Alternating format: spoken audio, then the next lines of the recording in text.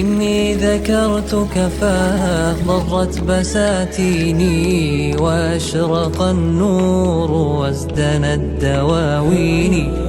أنت الحبيب الذي في الروح مسكنه، وأنت حياة في شراييني. إني ذكرتك فاضطرت بساتيني، وأشرق. الله في عون العبد ما كان العبد في عون أخيه.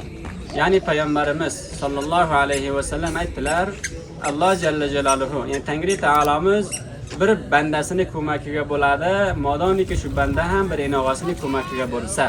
Mana shu muassasa Imom Buxoriy rahmatullohi alayhi tomonidan Hazrat Samarqandli Hoji bobo tarafidan mana shu quduq sho'ra qurshaldi, 44 lamchi quduqdir. Mana shu vaqan ko'p bir katta foyda bo'ldi.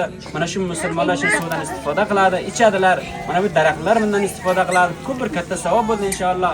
Alloh Jalla Jalaluhu o'z dargohiga mana shuni quduqda qabul qilgan bo'lsin. Savobini Hoji bobo, Samarqandli Hoji boboga yetishtirsin va Xudovand mutaol muassasa Imom Buxoriy rahmatullohi ko'p katta ajrlar bersin, savoblar bersin. Bizlar ham bundan yaxshi tariqaga istifoda qilaylik. Amin. أنت الحبيب الذي في الروح مسكنه، وأنت حياة في شراييني.